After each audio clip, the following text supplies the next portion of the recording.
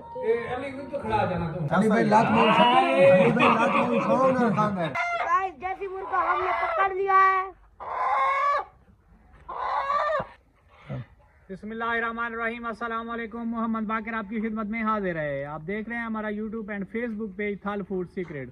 तो थाल फूड के किचन में आज फिर देसी मुर्ग की सोबत बनने जा रही है। तो ये देसी मुर्ग 5 लोगों के लिए मैं इसकी सोबत बनाऊंगा, तकरीबन 2 किलो का है। देसी मुर्ग की सोबत बनाने के लिए हमें किन किन चीज़ों की ज़रूरत होती है और ये कैसे बनाया जाता है। वीडियो शुरू करने से पहले अगर आपने अभी तक हमारा चैनल सब्सक्राइब नहीं किया तो हमारे चैनल को सब्सक्राइब कर लें, और अगर वीडियो अच्छी लगे तो दोस्तों और फैमिली मेम्बर के साथ शेयर करें। हमारे साथ जुड़े रहें। मुकम्मल गाइड करने वाला हूं कि देसी मुर्ग की सोबत कैसे बनाई जाती है।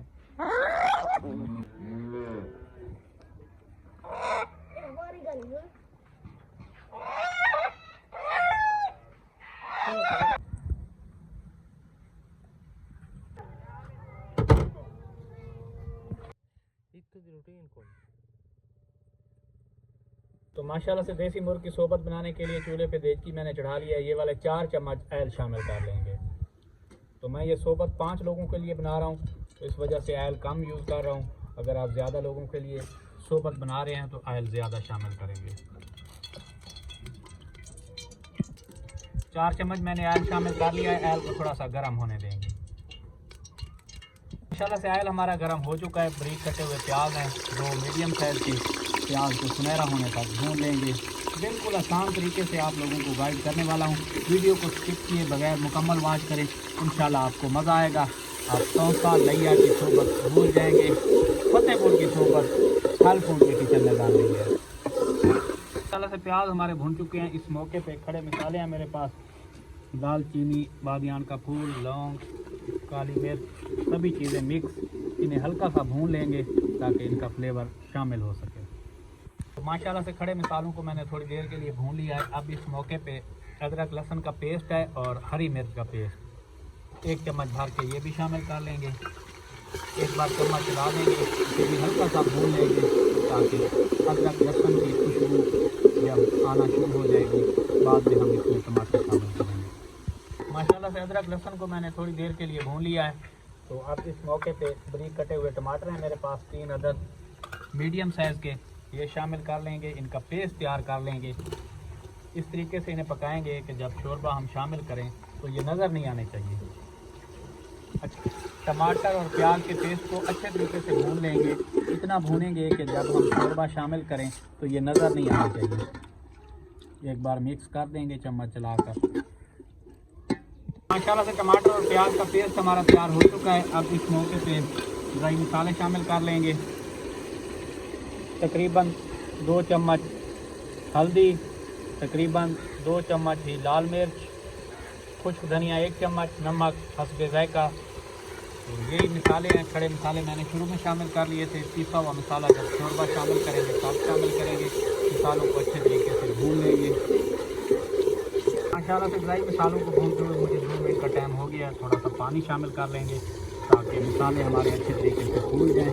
तो बस इतना ही पानी शामिल करना था, बिल्कुल थोड़ा सा, क्योंकि मैं आग पे बना रहा हूँ, इस वजह से बहुत जल्दी सोबत बनती जा रही है। माशाल्लाह से सभी मसाले अच्छे तरीके से भून चुके हैं, ये देखें। तो अब इस मौके पे देसी मुर्ग जिसका मैंने गोश्त बनवा लिया है और अच्छे तरीके से वॉश भी कर लिया है, तकरीबन 1.5 किलो गोश्त निकला है। 2 किलो का ज़िंदा मुर्गा था हमारे पास, तो ये शामिल कर देंगे।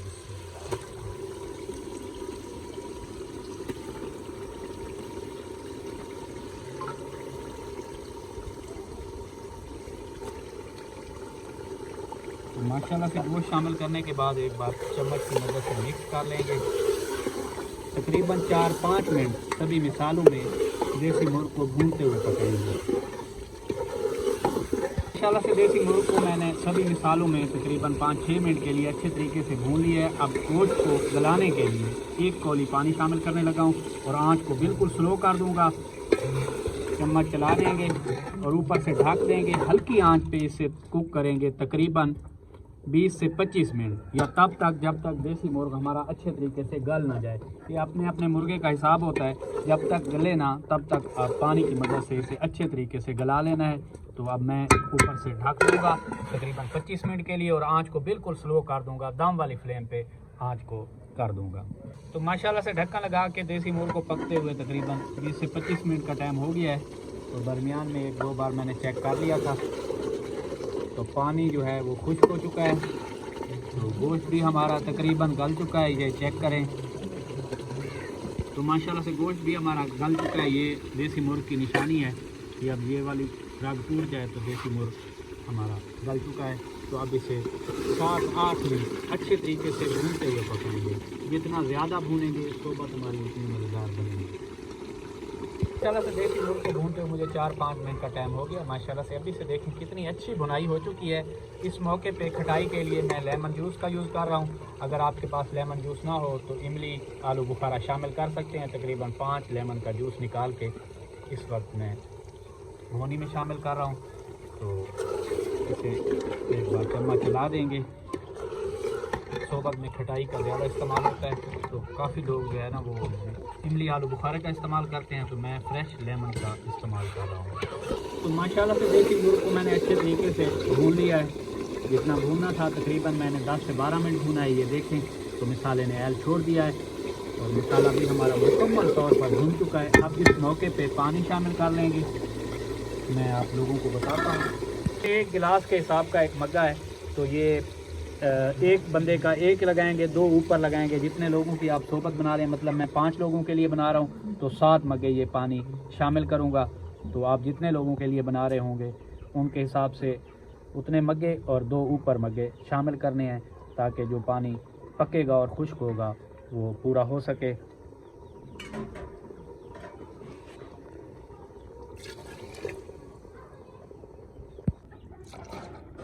तो माशाल्लाह से 7 मग्गे मैंने शोरबा शामिल कर दिया है पानी।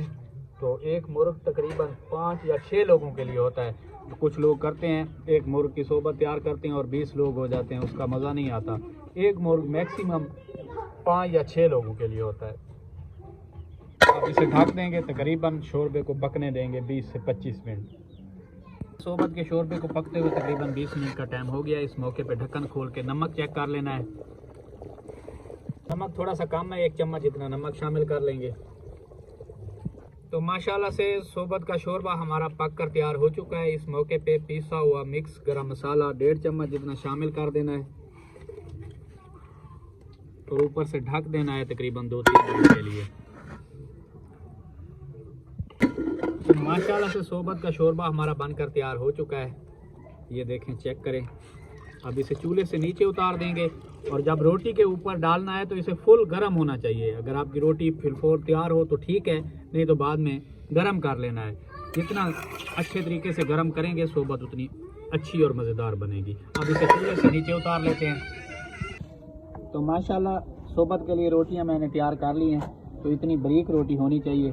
ये 100 ग्राम की लोई है, लेकिन इसे मैंने बारीक किया है। जितनी ज़्यादा बारीक होगी सोबत की रोटी, सोबत उतनी मज़ेदार बनेगी। तो इसे तवी के ऊपर पकाना है, आग पे नहीं इसे फुलाना। इसी तरीके से इसे पकाना है, अच्छे तरीके से, बिल्कुल बारीक होनी चाहिए। तो माशाल्लाह से रोटी को मैंने बारीक बारीक चूर लिया है। ये चेक करें, बिल्कुल बारीक रोटी है, बिल्कुल टिश्यू पेपर की तरह। अगर मेरा कैमरा दिखा सके तो ये चेक करें। जितनी रोटी बारीक होगी सोबत उतनी मज़ेदार बनेगी। तो साथ हम शोरबे को भी गर्म कर लेंगे। ये चेक करें कितना गोल्डन कलर आ रहा है। मिसाले भूनने का यही मकसद था। प्याज और टमाटर को मैंने जब ऑयल में भूना तो उसकी वजह से ये कलर आया है, बिल्कुल रेड। तो अब शोरबे को गर्म कर लेंगे। तो माशाल्लाह से शोरबे को मैंने फुल गर्म कर लिया है। तो अब इस मग्गे की मदद से रोटी के ऊपर डाल देंगे। बिस्मिल्लाह।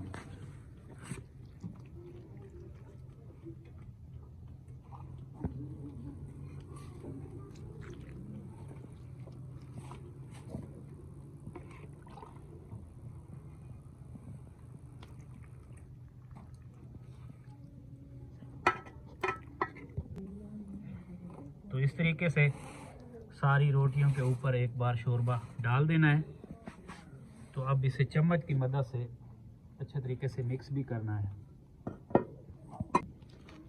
तो इस तरीके से किनारों से रोटी को हटाना है, तो रोटी खुद ब खुद शोरबा पी जाएगी। तो मैं पहले बता चुका हूँ कि जितनी बारीक रोटी होगी सोबत उतनी मज़ेदार बनेगी। मोटी रोटी से क्या होगा कि सोबत आपको कच्ची कच्ची महसूस होगी और मज़ा नहीं आएगा बिल्कुल। तो सोबत को मैंने अच्छे तरीके से मिक्स कर लिया है। दोबारा शोरबे की ज़रूरत है तो ये शामिल कर लेंगे, बिल्कुल आहिस्ता आहिस्ता जितने शोरबे की ज़रूरत होगी। तो दोबारा इसे मिक्स करेंगे। तो दोबारा से इसे मैंने मिक्स किया है और शोरबा भी डाल दिया है जितनी मुझे ज़रूरत थी। तो माशाल्लाह से सोबत हमारी बनकर तैयार हो चुकी है। अब खाने के टेबल पे चलते हैं। तो माशाल्लाह से ये इंतज़ार की घड़ियां ख़त्म हुई। बहुत शुक्रिया सर, बहुत शुक्रिया, थैंक यू सो मच यार। माशाल्लाह जी, शुरू करो। आ जाओ। अली कुत्ते खड़ा जाना तुम, अली कुत्ते खड़ा जा तू। आओ ना, मतलब जब क्या बोल घर बैठो तो मुझे सोबत काफी ज्यादा है। वाह काम कर रहे हैं अब तो सच है। अली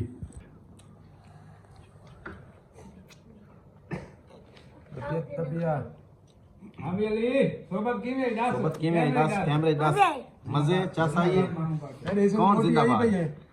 तेरे मामू बाकर जिंदाबाद। तेरी बोटी कितने बोटी चाट लेगा अपनी अली भाई लात में उठाओ ना खांगा। चलो शुरू करो जी। मैं भी आवा ओ पानी चाहते रोटियां खाए खा आ बाबा तो खा गया।